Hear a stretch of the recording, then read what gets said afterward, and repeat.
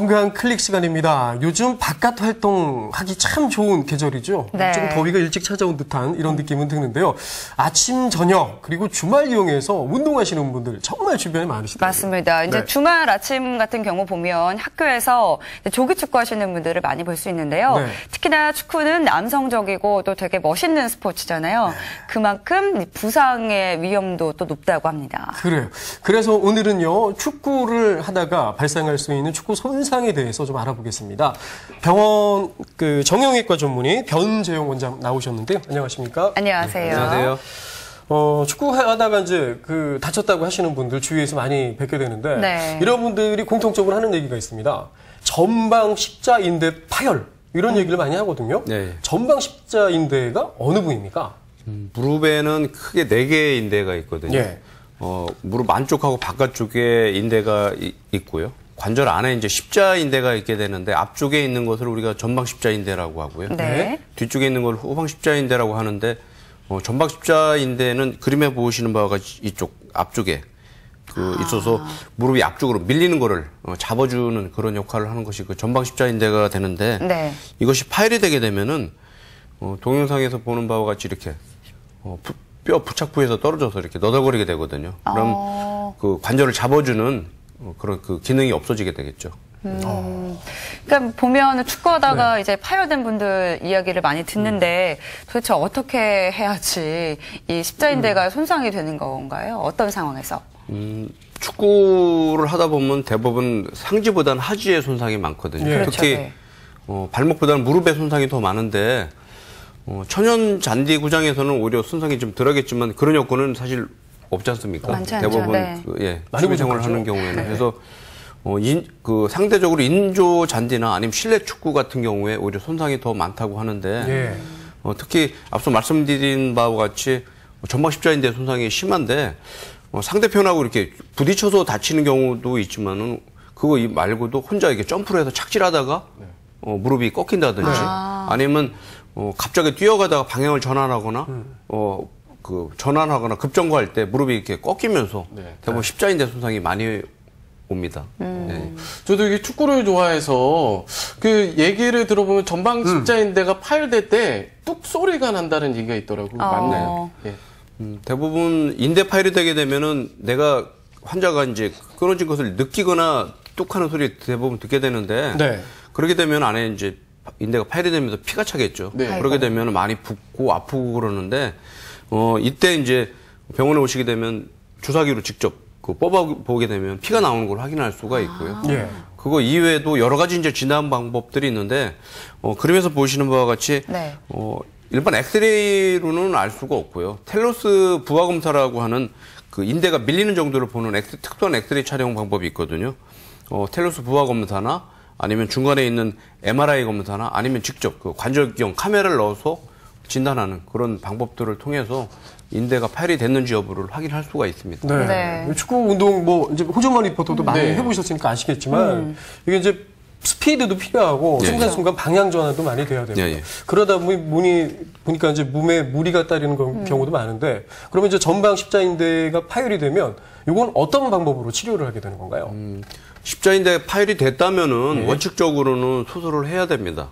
수술은 우리가 일반적으로 뭐가 이게 끊어지게 되면은 이렇게 갖다 붙이는 봉합 수술을 얘기하잖아요. 네. 그렇죠. 근데 전방 십자인대 같은 경우에는 파열이 되면은 재건술이라는 수술을 해야 되는데 이제 중요한 것은 대부분 이제 축구 손상인 경우가 청소년기에 많잖아요. 네. 근데 성장판이 열려 있는 경우에는 좀 더 그 수술에 신중을 해야 됩니다. 그래서 잠깐 그 그림을 보시면은 다치고 나서 초기에는 염증하고 이 출혈을 좀 치료하기 위해서 대부분 이런 고정이나 보조기 치료를 한 이후에 예. 앞서 말씀드린 대로 재건술을 하게 된다고 했는데 재건술이란 어떤 수술이냐면은 인대 역할을 할 그 이식물을 관절 안에 삽입을 하고 위아래 이렇게 고정을 하는 그런 방법들이 인대 재건술이 되겠습니다. 그래서 적은 수술은 아니고요. 꽤 네. 이제 큰 수술에 속하는 방법이 되겠습니다. 네. 그러면 이제 전방 십자인대가 파열이 되면 재건술을 해야 된다라고 설명을 해주셨는데 파열되면 그럼 다 이제 수술을 또 해야 되는 건가요? 전방 십자인대 파열이 되는 경우에 단독 손상 그러니까 십자인대만 하나 끊어지는 경우가 있는데 네. 그거 말고도 우리 흔하게 이제 물렁뼈라고 알려진 반월상 연골이 같이 찢어지거나 파열되는 경우도 흔하거든요. 예. 인대랑 같이. 예. 이런 경우에 이제 치료 방법들이 다른데 전방 십자인대만 단독 손상이 됐다면 앞서 그 보여드린 대로 기부스 같은 고정 치료를 해서 염증하고 출혈을 좀 감소시킨 다음에 수술을 하게 되겠고요. 물렁뼈가 다친 경우에는 물렁뼈에 대한 봉합 수술이 필요한 경우에는 수술을 좀 더 일찍 해야 되는 경우도 있습니다. 그럼 전방 십자인대가 파열되고 이 재건 수술을 해야 된다고 했는데 그곳에 사용되는 인대는 뭐 어떤 인대가 맞아요. 사용되는 건가요? 대부분 수술하는 분들이 이런 내용을 제일 궁금해 하거든요. 어떤 그 이제 이식물을 쓰느냐를 제일 궁금해 하는데 그렇죠. 크게 두 가지 중에 하나입니다. 네. 하나는 타각원이고 하나는 자각원인데 타각원은 죽은 사람으로부터 인대 역할을 하는 힘줄을 이제 이렇게 사서 넣는 거고요. 네네. 자각원은 본인 몸에 있는 힘줄 중에 이렇게 이제 덜 중요한 부분 하나 이렇게 채취를 해서 삽입을 하는 것인데 아무래도 그 자각원 같은 경우에는 이제 후유증도 적고 비용도 덜 들고 결과도 더 좋기 때문에 요즘에는 자각원을 많이 이용을 하고 있습니다. 그렇군요. 이 십자인대 재건술이 이게 수술 방법이 예전부터 좀 달라져 왔다고 들었는데 그렇습니다. 최신의 수술 방법은 어떻게 하고 있습니까? 과거의 수술 방법은 수술이 크고 그러다 보니까 이제 피도 많이 나고 재활 기간도 어렵고 네. 그다음에 이 메탈 나사 같은 것을 많이 삽입을 해서 나중에 제거를 해야 되는 그런 그 번거로움이 있었습니다. 잠깐 그림을 보시면은 네. 좌측에 있는 그림은 과거의 수술 방법인데 보시면 이렇게 나사가 박혀 있고 여러 가지 이렇게 좀 그 엑스레이상에 보이는 그 하드웨어가 있지 않습니까? 네. 우측에 보이는 것은 상대적으로 덜 그 사용을 해서 나중에 이런 그 나사나 이런 걸 제거해야 될 그 번거로움이 적고요. 예.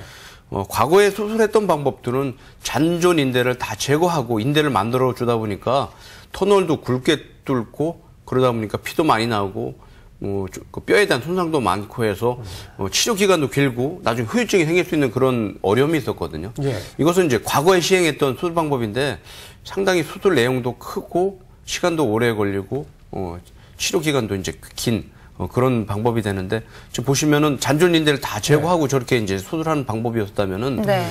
최근에 수술하는 방법은 잠깐 동영상 보시겠습니다. 네.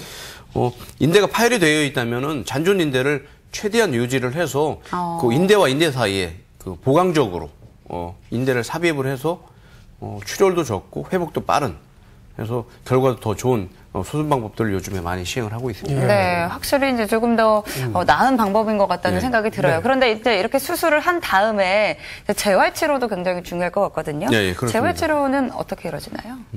몇 단계를 거쳐서 이루어지는데 초기 한 일주 정도는 피가 나고 염증이 있고 통증이 있다 보니까 이런 것을 치료하기 위해서 대부분 고정 치료를 하게 되겠고요. 네. 그 이후에 이제 관절 운동을 회복하는 운동을 하게 되는데 본인이 직접 꺾으면 힘들다 보니까 동영상에서 보는 바와 같이 이렇게 기계적인 도움을 이용해서 무릎을 각도를 회복하는 CPM과 같은 이런 기계를 이용해서 각도를 회복하는 운동을 하게 되겠고요. 네. 이런 각도가 회복이 되게 되면은 근력 운동을 들어가는데 초기에는 가벼운 모래주머니 같은 걸 이용해서 근력 운동을 시행을 하고 네. 그 이후에 이제 좀 근력이 생기면은 이런 그 등속성 장비와 같은 그 운동 장비를 이용해서 근력을 좀 더 보강을 할 수가 있습니다. 이 이후에 좀 더 그 운동을 하거나 정상적인 사회 복귀를 하기 위해서 밸런스 운동도 필요한데 이런 밸런스 운동을 하게 되면은 우리가 뛰거나 걷거나 방향 전환하면서 이게 밸런스를 맞추기가 상당히 어렵거든요. 네. 그래서 재활 단계부터 이런 밸런스 운동을 하면은 많은 그 도움을 받을 수가 있습니다. 예. 네. 십자인대 파열 수술의 시간 그리고 이제 그 치료를 할 수 있는 재활까지 시간이 어느 정도나 대략 걸립니까? 수술 시간은 요즘에는 한 1시간 정도면 됩니다. 네.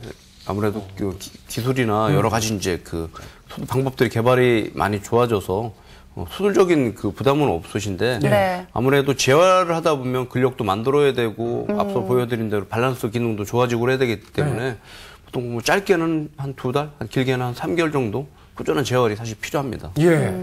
장기간 재활까지도 필요한 네. 이런 십자인대 그 수술인데요. 네. 수술 시기를 놓치거나 방치를 하면 더 큰 무리가 따를 것 같아요. 네. 오늘 가장 중요한 포인트는 뭘까요?